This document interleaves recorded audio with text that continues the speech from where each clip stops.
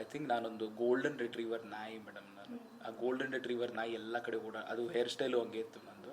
ಎಲ್ಲ ಕಡೆ ಓಡಾಡಿಕೊಂಡು ಜಂಪ್ ಮಾಡಿಕೊಂಡು ಅಲ್ಲಿ ಇಲ್ಲಿ ಮಾತಾಡಿಸೋದು ಇದೆಲ್ಲ ಇದೆ. ತುಂಬ ಜಾಗಗಳಲ್ಲಿ ನಾನು ಜಂಪ್ ಮಾಡ್ಕೊಂಡು ಅಲ್ಲಿ ಇಲ್ಲಿ ಓಡಾಡಿಕೊಂಡು ಮಾತಾಡಿಸೋದು ಅದೆಲ್ಲ ಇದೆ. ಸೊ ಆ ಥರದ್ದು ಗೋಲ್ಡನ್ ರಿಟ್ರೀವರ್ ನಾಯಿ ಅಂತ ಹೇಳ್ಬೋದು ನಾನು. ಐ ಥಿಂಕ್ ಅದರಲ್ಲಿ ತುಂಬ ಖುಷಿ, ಯಾರಾದ್ರೂ ನಾಯಿ ಅಂತ ಕರೆದ್ರು ಖುಷಿ ಆಗ್ತಾ ತೊಗೊತೀನಿ ನಾನು. ಅದು ಟೈಗರ್ ಹೌದು.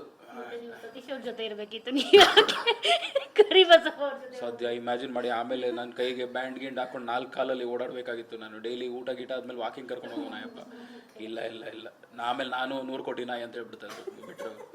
ಇಲ್ಲ ಇಲ್ಲ, ಈ ಟೈಗರ್ ಜೊತೆ ವರ್ಕೌಟ್ ಆಗಿಲ್ಲ. ಇದು ಟೈಗರ್ ಸ್ಟಾರ್ಟಿಂಗಲ್ಲಿ ಬಂತು, 2 ದಿನದಲ್ಲಿ ಬೇಕಾಗ್ಬಿಡ್ತಿದ್ದು. ಸೊ ಅದು ಸ್ವಲ್ಪ ಡಿಫರೆನ್ಸ್. ಅವ್ರು ಇಲಿ ಅಂದ್ರೆ ಅವರು ಓಕೆ, ಅವ್ರಿಗೆ ಇಲಿ ಅನ್ಸಿದ್ರೆ ಅವ್ರು ಇಲಿನೇ, ಆಗಿದ್ರೆ ಬಿಡಿ. ನನ್ನ ಕಣ್ಣಿಗೆ ಬೇಕಾಗಿ ಕಾಣಿಸ್ತು, ಬಿಕಾಸ್ ಟೈಗರು ಕ್ಯಾಟ್ ಎಲ್ಲ ಒಂದೇ ಫ್ಯಾಮಿಲಿ ಅಲ್ವಾ, ಅದಕ್ಕೆ. ಸೊ ಎಲ್ಲೊಂದು ಕಡೆ ಅವ್ರ ಎನರ್ಜಿ ಕೂಡ ಕಮ್ಮಿ ಆಯಿತು ಅಂತ. ಬಟ್ ಐ ಥಿಂಕ್ ಸತೀಶ್ ಅವ್ರ ಜೊತೆ ಇದ್ರು ಇನ್ನೂ ಮಜಾ ಇರ್ತಾ ಇತ್ತು ಅಂತ. ಆ ಒಂದು ಲೈಫ್ ಸ್ಟೈಲ್ ಅದೇ. ಆ ವ್ಯಕ್ತಿಗೆ ಯಾವಾಗಲೂ ಹೇಳ್ತಾ ಇದ್ದೆ ಸತೀಶ್ಗೆ, ಸರ್ ನೀವು ಕಾಂಟೆಂಟ್ ಕೊಡೋದೇ ಬೇಕಿಲ್ಲ, ಆದರೆ ನೀವು ಮಾತಾಡೋದೇ ಬೇಕಿಲ್ಲ.